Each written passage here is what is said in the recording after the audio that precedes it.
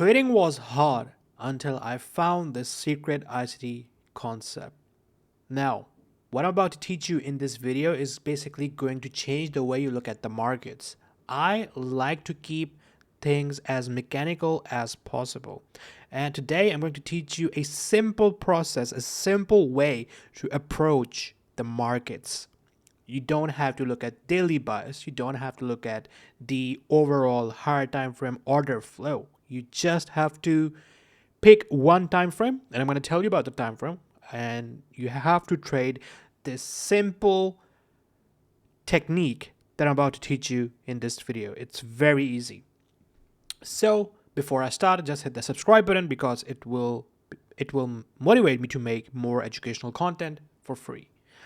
So the very first thing that you have to do is you have to mark out. So let's just go here. You have to mark out the Asia high and Asia low. Okay. You simply mark out the high that was formed in the Asian session and the low that was formed in the Asian session, right? Very simple. Now, what you are basically doing is, let's suppose that you are looking at this on Euro USD. You have to open up GBP USD. So we are looking at correlating pairs and assets. So I'm going to give you some correlating pairs and assets. So correlating pairs, Euro USD, GBP USD, AUD USD, NZD USD, GBP JPY, Euro JPY, AUD JPY, NZD JPY. For assets, NAS 100, US 30, and S&P 500. All right. So here's the process. On Euro USD or GBP USD, you mark out the high and low of the Asia session. So this is the low, this is the high. Now, you also have to mark this on the other pair. So on GBP USD, you would do the same. So now let's suppose that so let me just draw this out like that. It's easy for you to understand. Let me do. So this is Euro USD and this is GBP USD. All right. So the high forms and the low forms. So, right, when the 2 a.m. starts, so you have to look for price to either take out the low or the high of the Asia after 2 a.m. New York time. So let's suppose that after 2 a.m. on GBP USD, we take out the Asia low. But on Euro USD, we fail to take out the low of the Asia session. Now that is your SMT divergence at the highs and lows of the session. At the high and low of the session, we are looking for SMT divergence. Very simple. Now, your SMT is not confirmed until and unless we get a change in the state of delivery. Now, what exactly is that? So, what you want to do is look at the candle that formed SMT, right? So over here, let's suppose there's a candle that swept the Asia low, right? So you want to refer back to this candle, and then you have to mark out the high of that candle, the body. All right. You don't have to mark out the high of the candle, but the body of the candle. So let's assume that this candle is the one that swept the liquidity, the Asia low on GBP USD. But on Euro USD, we failed to do so. So we have SMT divergence at the low of Asia session, right? Now, to take our entry, we are looking for change in the state of delivery. And once the price closes above the body of the candle that caused SMT divergence, we are taking our entry. And we're targeting the Asia high. Now, remember this. We are going to be trading the pair or asset that doesn't sweep the liquidity, right? You do not want to trade the one that swept liquidity. You want to trade the one that did not. Why? Because it is showing bullish momentum. It is showing that this pair is a stronger pair if you want to be bullish. But this is a weaker pair. Why? Because price did not respect the PD array, the bullish PD array, and it is showing weakness of being bullish. So this is a stronger pair towards this buy side liquidity. So you get SMT divergence, you get change in the state of delivery, you take your entry and you target the Asia high over here. Now, if this setup is not presented to you during the Asian session, all you have to do is mark out the high and low of the London session. So you can basically mark Asia high and low and London high and low, right? So if the setup is not presented to you during Asia, you move on to London. You mark out the London high and low and you wait for the New York session to give you SMT divergence and sweep of high or low. So this setup, let's assume that this is London session high, London session low, London session high, London session low. So let's assume that GBP USD took out the London low during New York session, but on EU, we failed to take out the London low.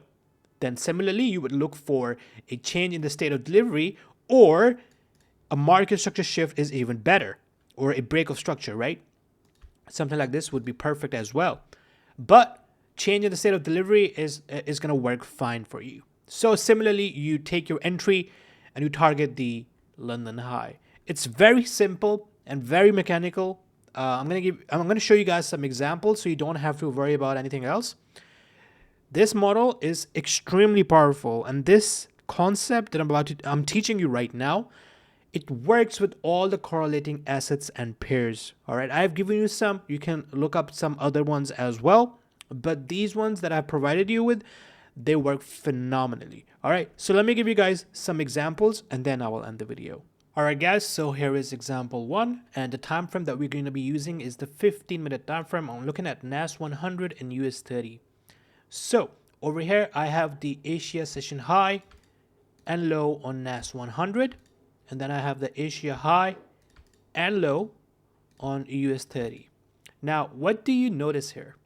So after 2 a.m., look what happened with US 30. So on US 30, we took out the Asia low.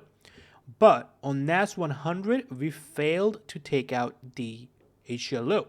So which candle caused SMT? This green candle over here. So we are going to refer back to this candle. And you can see this is the candle that swept liquidity on US 30, right? See? Right? So now what we are waiting for is price to close above the body of this candle. And that would be your change in the state of delivery. You can also see we got a fractal market structure shift here. We also broke the structure around this level here. So this would have been your long position. Your stop would go below the low. And you could have taken a little partial around this level with going break even.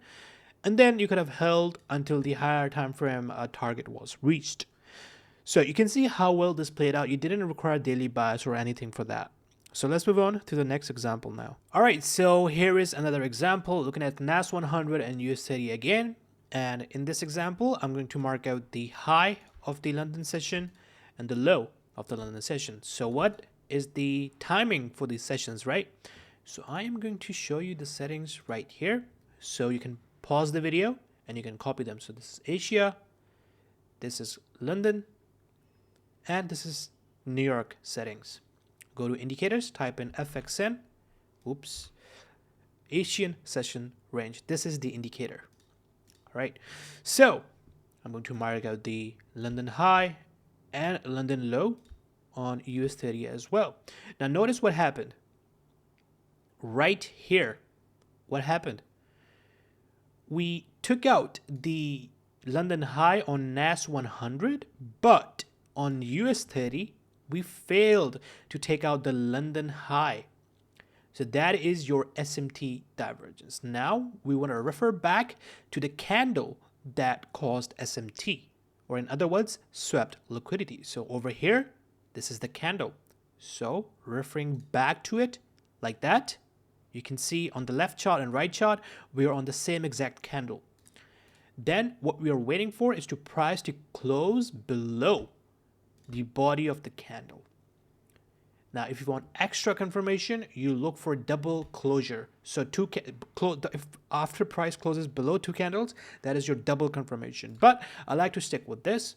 You can see this candle caused SMT, right? Price closes below it, and we get our entry on the retest of that auto block. Stops above the high.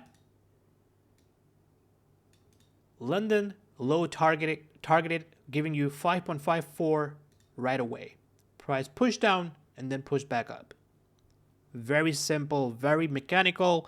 Now, of course, if you include daily bias and higher time frame PD arrays with this, then of course your win rate will go higher, right? But this is enough. This is literally the technique that will make trading so much easier for you.